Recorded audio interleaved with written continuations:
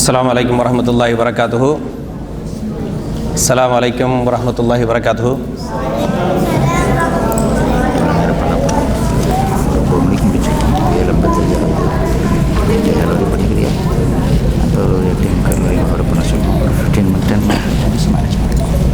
Right. Alhamdulillah bil alamin assalatu wassalamu ala ashrafil anbiya wal mursalin wa ala alihi wa sahbihi ajma'in. So inshallah ta'ala I'm going to conduct the first session. I'll try to do most of the session in English, maybe a little bit mix of Tamil, okay? Is that okay? Right. So today, as usual, if you have attended previous classes, I also would like to start with a story, a real life story, okay? So today morning, after my Fajr prayer, I came back and I accidentally happened to look at a video. And I was really inspired by whatever I heard today morning. Then I decided that my preparation became a little bit easier. So I'll use that story because it really inspired me personally. So I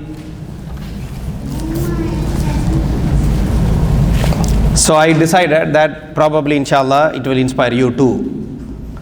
So this is about a young girl, complete hijab wearing girl. She was standing in front of an audience and she introduced herself that I am Dr. Roshan Jahan Sheikh. Her name is Dr. Roshan Jahan Sheikh. And then she said, I have completed my MBBS and after that I have completed my MD pathology with good distinction. So when you hear such a story with a hijab clad girl, it's already motivational, right? You think it is motivational already or no? I need some answers also. Is it motivational already? Okay. Then she said, by the way, I would like to tell you that I am not standing on my own two legs. This is how she started the story. So I was surprised. What do you mean you are not standing on your two legs? Then she said, I am standing on prosthetic limbs, both of the legs. My left leg from the thigh until down, the right leg from the thigh until down on a steel leg. Left leg from knee until down is also prosthetic leg. So then things started becoming very interesting. What happened? So now it became more inspirational. What exactly happened? What is going on? Then she said, when she was doing 10th standard or 11th standard. So what may be her age at that time? 15, 16 years old. So she is studying in Mumbai. So she was traveling back by the train. And she fell down and the train passed over her legs, both legs, and both legs got damaged by the train. And all the compartments of the train passed by that. Can you imagine that scenario? After that she was lying there helpless. Help came. She went to hospital. They are not able to properly treat her because there was some strike in the hospital. And then she was taken to a private hospital and somehow they helped treat her. And her father was a very simple man. You will not believe that he was just a simple vegetable vendor. So very, very simple family. So with great difficulty they were able to afford treatment. So many people when they visited her, they told her, or they were talking among themselves, why she survived. Maybe it would have been better if she died. What is the purpose of her survival? She has no legs. So her mother motivated her by saying that after a period of time, when she started recovering, her mother was telling her, don't worry beta, you lost only two legs. Allah subhanahu wa ta'ala take two legs from you, but rest of the body is functional. You have a full functioning brain, full functioning hand, all the upper part of the body, everything is functioning. So why should you worry about 2 legs? And there is a statement that she is saying, don't focus on your disability, focus on your ability. Can you believe 2 legs not there? So then she got motivated by her mother, and she strived hard, gave her exam for the 11th, 12th standard, got very good grades, and then she wrote her ambition is to become a doctor. So she wrote the entrance exam CET in Maharashtra, and then she got good score and she got a good qualification, and under the quota of physical education she is completely qualified to get admission. Just before admitting, she got admission. Just before accepting her admission, she was rejected, because people who have disability up to 80-70%, whatever that they are saying, that means her disability is too big of a disability, so they rejected her. So imagine, she strived hard, she is getting into medical school, admission was granted, they rejected. So what will be the mindset of a student when it happens like that? What she may be thinking, can anybody guess? Desperation, right? She said, I trusted in Allah subhanahu wa ta'ala. They filed a case in Bombay High Court. And after a significant, trial and discussions and back and forth, after few months, Bombay High Court declared on favor of this girl, and she was admitted as a special case. So she completed medical. It's a lot of struggle. Then after completion of medical, she wanted to do masters, MD, and she wanted to become a specialist doctor. So again she wrote NEET PG and got high score. But again what happened, when she was trying to apply for the course, because of her physical disability, she is not able to enter the application into the system. See what is happening to her. Only 2 days remaining to enter the application. So she is not able to enter. So her case became known to some of the people, local MPs and other thing in Maharashtra. So one of the MP called her and asked her information. The next day, Ministry of Health from Delhi, they called her and said, we are looking at your application, we will come back to you. She was very shocked. Like, how come Ministry of Health knew my case? Who brought the case to her? Then she said, maybe Allah subhanahu wa ta'ala, if he wanted, some miracle will happen and I will get admission. And then next day, again Ministry of Health, they called her and said that there was a law enacted 20 years before. That was the law that is blocking you from admission. They said this law is cancelled because of your case. So you are the reason why you removed the class, now you apply. She entered, application accepted. Again she got MD and became a pathology doctor. Now she is a motivational speaker. She motivates all the young girls and boys, even people with a disability. Don't lose hope. You can aim for whatever goal that you want to aim for, and you strive, you will succeed. But imagine disability, then rejection. Even any one of that happens to any one of us, we will say, but that is the end of the road. But she is fighting in every step. And when she was giving that kind of a lecture, her lecture is in TED Talks. You can go and listen to the talks. There are multiple lectures. So she says, there are few things people have to understand. One of the thing, number one, I already told you that. What was the thing that I told you? A most important thing that her mother advised her. What was the advice?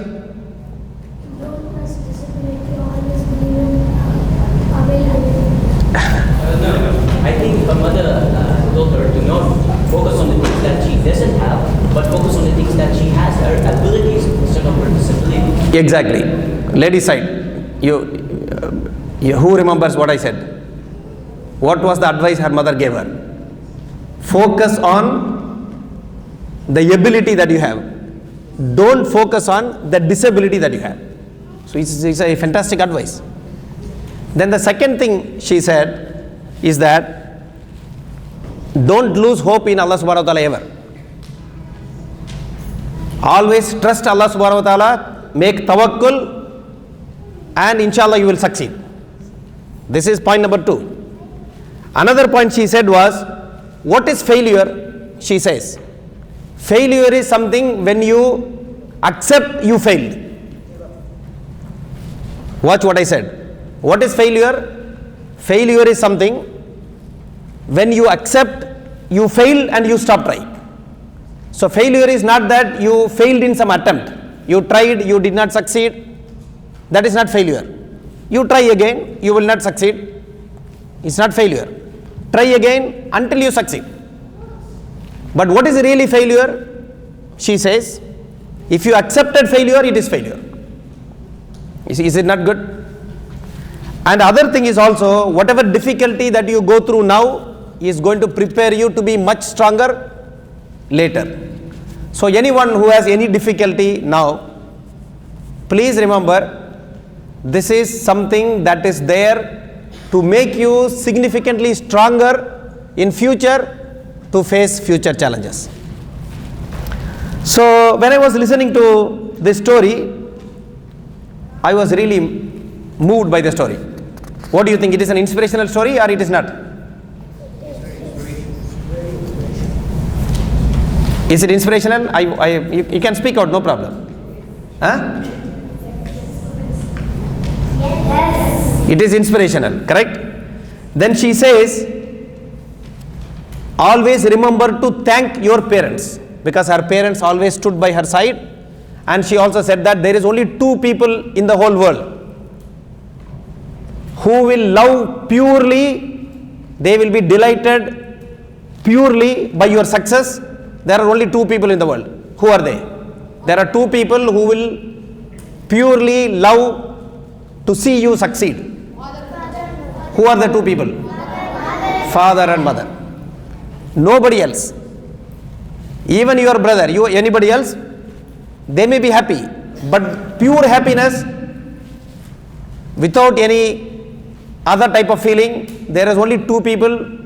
The most purest form of happiness will be father and mother. So she says you have to be thankful for your father and your mother after Allah subhanahu wa ta'ala. And the most important thing is, you have to understand the blessing that you have and try to be thankful for the blessing that you have. So what are all the lessons so far I have told you, and also from the story that you are able to understand, from the story what you are able to understand, and some of the points I have already told you. What are all the lessons that we can understand from this story, which we can follow in our life? I need few points. Go on. Can you start from here? Because you people are not speaking. Yeah. Never lose hope. Okay, very good. Okay, very good. Work hard. Okay. What is that? Never lose faith in yourself. Boy, you should also have faith in Allah subhanahu wa ta'ala, but not lose faith in yourself. Okay. Yes. If Allah wants, it will happen. Yes. If Allah will, it will happen. Even in 2 days, rules can change. Imagine this is government of India. She is a Muslim girl, and it's a BJP government who gave her this permission. By the way, this is BJP government. They changed a complete rule for a Muslim girl, but it happens if Allah wanted. And what else? That's it.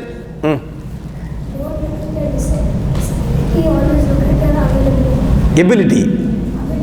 You should be available also. So don't look at your disability, look at your ability. Okay. Failure is something when you fail that thing. Failure is when you accept the failure. Very good. Failure is when you accept failure. As long as you don't accept failure, it is not failure. This is a very, very important lesson. Yes. Anything else? And I think this inspiring story highlights the importance of persistence. The act of not giving up no matter what happens to us. We don't care about our difficulties and disabilities when we are persistent about the goal, when we are trying to reach the goal. We don't care about what we don't have. We try to make everything work. But to have the right mindset, it is about shifting the focus. Yes. If you look at wrong thing, you will not succeed. Yes. What else? Always be happy with what you have. That's good for everyone. Yeah, always be happy with what you have and also be thankful for what you have. Okay. Then she gives one fantastic advice at the end. How to be thankful for your ni'mah. This is this girl advising, okay? She says, always look at people who have something less than you so that you will be motivated continuously. She says, you should always look at people who have things less than you. Physically, materially and otherwise. Whoever is less than you, you keep looking at them so that you will be appreciative of the blessings that you have. So to be positive, to have a positive mindset, to focus on your ni'mah, to focus on your ability and not to distract and get negative feeling from what you don't have, always you compare yourself by looking at people who don't have that much. So here, if you go with some of the lessons, some of the messages that was told by her, now we are in the world of social media, right? Yes? Yes or no? We are living in the world of social media, correct? No, I want to hear answer. Yes. Social media, but all the younger generation is more active in responding. So in social media, what we see, people post in social media about their life, about their accomplishment, about how much of a fantastic life they are living. Maybe it is not true, by the way. So many times it may not be true, correct? But most of the time they post that they are living in a luxury land, correct? So people who are looking at or following them, what will happen to them? They are also trying to seek that kind of a life. I want such a life. I want this kind of a life. So this is exactly opposite of the advice that Prophet ﷺ teaches us, correct?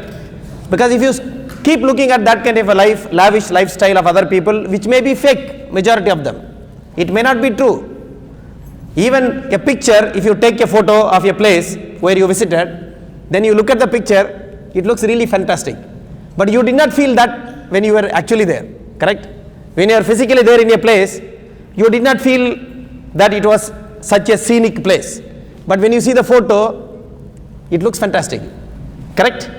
So that is why that in social media you look at these kind of things, then you aspire for those things, and also you assume that you don't have those kind of comfort or facilities, and it is impacting you negatively, correct? But then why it is impacting you negatively? Because you are looking at people, either rightfully or wrongfully, people who are higher up, the people who have things, and these kind of negative impact. Prophet sallallahu alaihi wasallam, whatever advice that girl was saying is actually a advice from Prophet sallallahu alaihi wasallam. He says, "Unduru ila man huwa asfala minkum."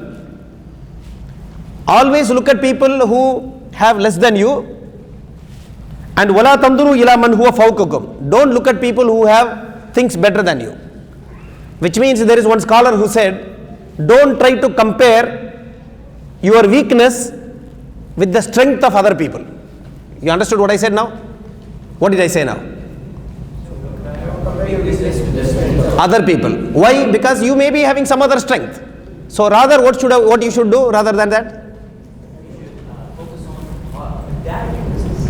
You should focus on their weaknesses. Focus on what Why you are bothering about him, the other people? Oh, yeah, tell me. So focus on what our strengths are. What our strengths are. You understand what I am saying? Don't compare your weakness with other people's strength. Rather, focus on your strength. Try to improve your own Try to focus on your strength. Try to focus on your ni'mah, and then work on that and reach your goal.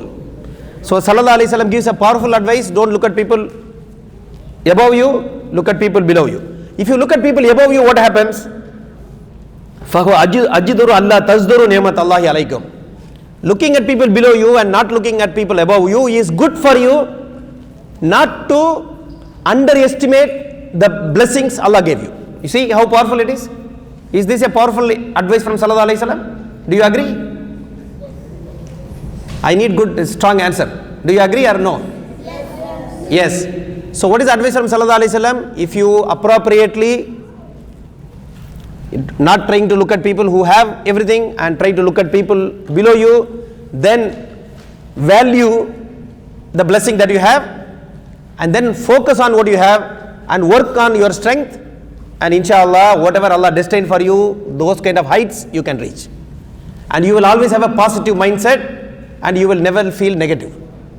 But if you look the other way around, you will not focus on your strength, you will focus on what you don't have, you always look at your weakness against other people's strength, and you will not achieve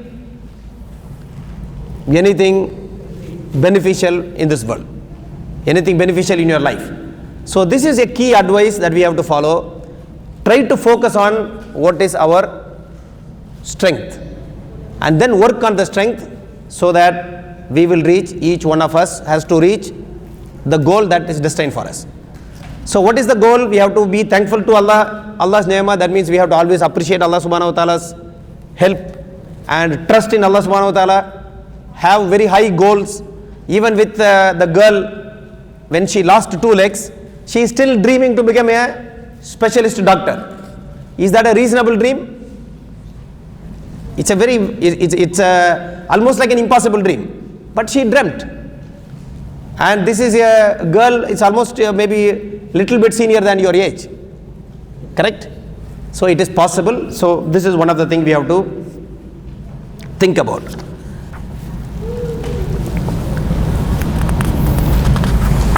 Other thing is, whenever you work hard for anything, always seek the approval of Allah subhanahu wa ta'ala, what Allah subhanahu wa ta'ala likes.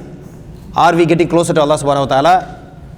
Are we appreciating the name of Allah subhanahu wa ta'ala, and not the acceptance of the people? But social media and exposure to social media is actually doing the opposite. There is a Quranic verse which says that Alhaakum uttakathur hatta zurtumul makabir. You know what is the meaning of that? What is the meaning of that? Alhaakum uttakathur. What does that mean? What does that mean? The desire to increase distracted you from your goal until you reach your qabr, until you reach your death. So till you reach qabrstan, the desire to increase distracts you from your actual goal. Then Imam Saadi in his tafsir, he says Allah subhanahu wa ta'ala does not say increase of what? Increasing is distracting you. Increase of what? He does not say. But if you look at it in these days, it also includes increase of followers in social media, for example. Increase of number of likes you get. So I was really surprised the way he framed in the tafsir. Allah does not say increase of what? Increase of could be anything. So these days it could mean many things, right? And then he said all the increase is because of competing with other people, and at the end he says increasing of them is to compete with other people and not with the ikhlas. He says like that. That means if somebody is interested in increasing something for ikhlas of Allah subhanahu wa ta'ala, so that he won't accomplish something beneficial to seek the pleasure of Allah subhanahu wa ta'ala, then that increase is exempted. So if it is not for the pleasure of Allah subhanahu wa ta'ala, then it will distract you from your goal. So the social media influence actually, because in the next session he will explain, inshallah, I hope, many more things, but it is negatively impacting us. Then other issue that I wanted to talk about, there is, let me see the time here. All right. See, other issue that I wanted to talk about is that in the current world we are living in, we are exposed to AI, artificial intelligence. You know what is AI? How many people know what is AI? What is I? You know what is I? Okay, good. Okay. So, do you use AI? For what you are using? I know for what you are using. What you are using? Google Gemini. For what purpose you are using? You could say, like, if you have a topic topic, for example, let's go over to mathematics. Okay? Yes. Algebraic expression. Okay. Just if you have a doubt in it, okay, if it's too long or lengthy, etc. Okay. Just take a photo. It will go step by step by step. Okay. It will be easier to understand. Okay. Right. What you have used Chat GPT? Anybody here in the girl side? For doing homework?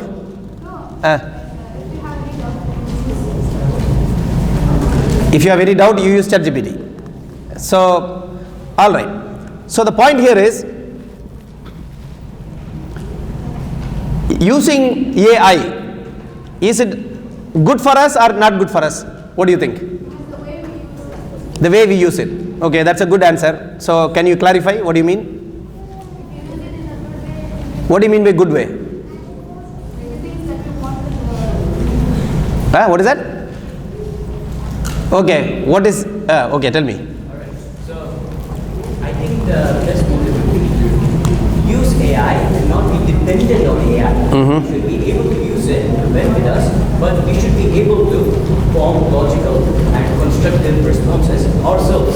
We should preserve our own intelligence and not be dependent on AI. Good, mashallah, that's a good answer. So basically, AI is like inevitable these days. However, people who are young, people like you, as much as possible actually avoid AI. There is no harm in avoiding AI.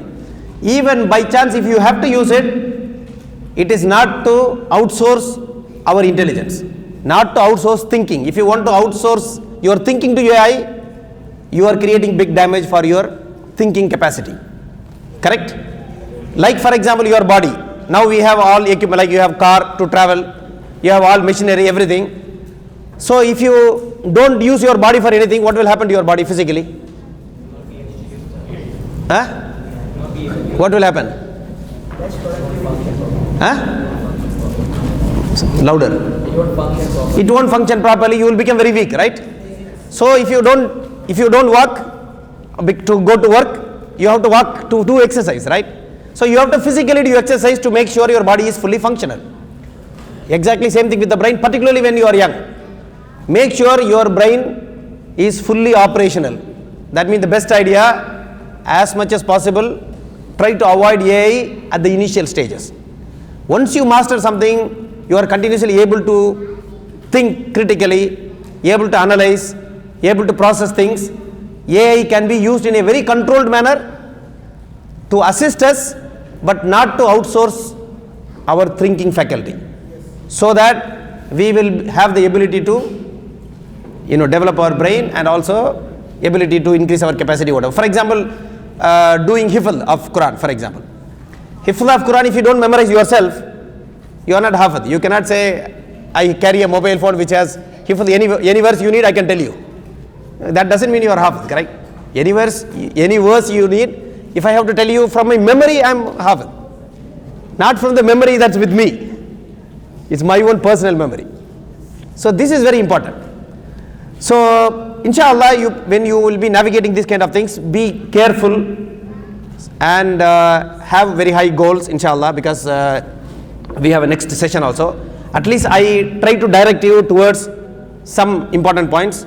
Focus on your strength, focus on your ability, try to maximize, not underestimating our blessing, try to maximize valuing the blessing Allah subhanahu wa ta'ala gave, and be thankful to Allah subhanahu wa ta'ala, which means use it in the right way to go closer to Allah subhanahu wa ta'ala, to succeed in your life, reaching worldly goal like this different type of fields, and also in an Islamic side, becoming hafiz. Mashallah, among our kids, people who started as child and grow among our kids, there are kids who become doctors, mashallah. There are kids who become hafiz. There are kids who's trying to master multiple qira, inshallah. So there are examples we have. However, you should still target or aim for higher goal and reach it. Maybe I'll just give one small note. I will go. It's already time now. Ibn Abbas radiyallahu anhu. Ibn Abbas radiyallahu anhu? Who is that? So he's a Sahabi at least, right? Yes? So when Prophet passed away, what was his age? Anybody know? Roughly. What was the age of Ibn Abbas radiyallahu anhu when Prophet passed away? Roughly. It's okay, roughly. 32 years old? No. Huh? Huh? 62. No, not age of Prophet sallallahu alaihi wasallam. Age of Ibn Abbas radiallahu anhu when Prophet passed away. Okay, guess. Quick, no time. Huh? Yeah, they say approximately around 13 years old. Say 10 to 13, whatever. Okay? So, he is very young at least. Correct? 13 correct? 10 na? So, 10, approximately 10 years old. Okay? This is the age of Ibn Abbas when he passed away. So, when Sallallahu Alaihi Wasallam passed away, Ibn Abbas went to his friend and he told him, I want to go and learn hadith from all the Sahabi. So his friend told him, why you will go and learn hadith from the Sahaba? All the Sahaba is there. Who will come and learn hadith from you? So don't waste your time. This is what his friend advised. So what Ibn Abbas did? He said, you are not a good friend. So he cut his friendship with him. You see, he still persisted and he went to every Sahaba, learned everything from them. And eventually what happened? At the later stage of Ibn Abbas' life, almost most of the Sahabi passed away and almost the only Sahabi that was remaining is almost Ibn Abbas. So the entire world come to Ibn Abbas to learn everything, all ilm of deen, tafsir, fiqh, everything else. So what is the message that we get from here? You should not have any negative influence in your life. Correct? If you have negative friendship, cut them. We should always try to be with positive friendship, motivational people, and Ibn Abbas' story also gives us an example like that. So inshallah ta'ala, you got some, I think, some inspiration and motivation, and I will leave it to our next sheikh to get much more beneficial motivation, and inshallah this session will be, may Allah make this session beneficial, and all of you in future, Allah subhanahu wa ta'ala make you all shine in your life and reach great heights. Wa akhir da'wana alhamdulillahi rabbil alamin. Assalamu alaikum wa rahmatullahi wa barakatuh.